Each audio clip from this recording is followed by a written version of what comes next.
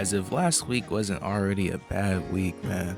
I'm not talking about the All-Star game though. I'm fine with how the All-Star game turned out. Either though Cassius Stanley did get robbed by the OGs, and Adam Silver still got war crimes to answer, still going through with the All-Star game. But look, I'll be lying to tell you that I wasn't enjoying the All-Star game. I mean, Damon Wardell was just letting it fly from half court. I was enjoying it. But anyways, back to my bad week. There's a popular anime show out in Japan called Attack on Titan. Amazing show. I was just chilling on TikTok to only be spoiled by manga readers. For those that don't know, manga is basically a comic book version of the show that comes out way before it's converted to anime. And as anime fans know, manga readers are just horny to always leak something. So thanks to them, I basically know how the show ends, which really hurts my soul. So now, I have a full-on eternal beef with manga readers. I don't think it's gonna stop. But yeah, I had to get that off my chest because I was going through emotions. But enough of anime talk, let's go back to the NBA. The other thing that went down last weekend was Blake Griffin going to the Brooklyn Nets, essentially on minimum wage. I mean, as for Blake, good for him. He's gonna have a great chance to get a ring. But the Laker fan in me does not like this at all. You go on Twitter and Laker fans just acting like this move really don't matter. Matter of fact, most Laker fans are just brushing the Nets off like they don't look dangerous. And on the behalf of Laker fans out there,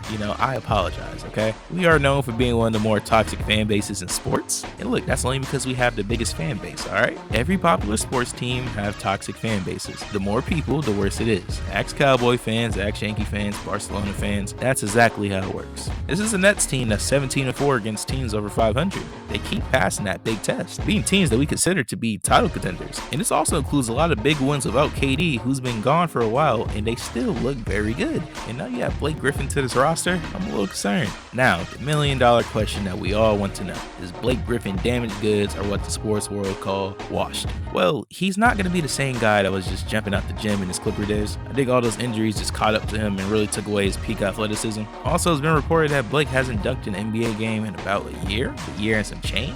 December 12th, 2019 to be exact. So I guess he is indeed washed if we're comparing him to what he used to be. Them days of him doing teabag poster dunks, yeah, them days are over. So we're not expecting prime Blake on the Nets. But even if he is so-called washed, he's still going to be a valuable piece for them down the road. Now, he's in a new situation right now in Brooklyn, so he's basically going to have to settle into a role. So at this moment, what are Blake's biggest strengths at this point? His playmaking and his shooting. We always paid attention to Blake for him teabagging and dunking on people all the time, but an underrated part of his game that's not mentioned as much is his playmaking. In most situations when he gets the ball, as the roll man and pick and roll situations, he's very reliable for making great reads. One-handed cross-court passes, tightrope passes. His decision-making in these situations are very good and can be utilized very well with the Nets, especially if he's used as like a small ball five, much like what they're doing with Jeff Green. It's just pure positionless basketball over there in Brooklyn. Now, I also mentioned shooting. Now, y'all look at his percentage, only 31%, which, average or isn't good, but I think the main reason his percentage is so low is mainly due to his shot selections. The off-the-dribble threes that he does probably explains his percentage. Thought-up wise, I think he could feast off those open looks, very much the same looks that Jeff Green gets on a nightly basis. And then beyond his playmaking and shooting ability, he still brings a lot as a small ball five, a little better at the five than Jeff Green, just off of being a stronger, more physical presence. Knowing he might have to match up with a Bam Adebayo type of guy in the playoffs, that could come in handy. At the very least, they're just gonna need him for his playmaking and spot-up shooting off the bench. Some days of him just teabagging people are just gone, okay? But he still does enough playmaking and shooting wise to still be very good in a given role. But now, with him on the Nets, they have a lot of lineup combinations they could just throw out for any situation in the playoffs. The rim protector issue is still in the air, but who knows? Maybe they just put their faith in Nicholas Claxton and DeAndre Jordan. But even with that problem, the Nets are still going to be hard to beat. And their bench isn't too bad. In my opinion, I think the Nets have a deeper bench than what most people think.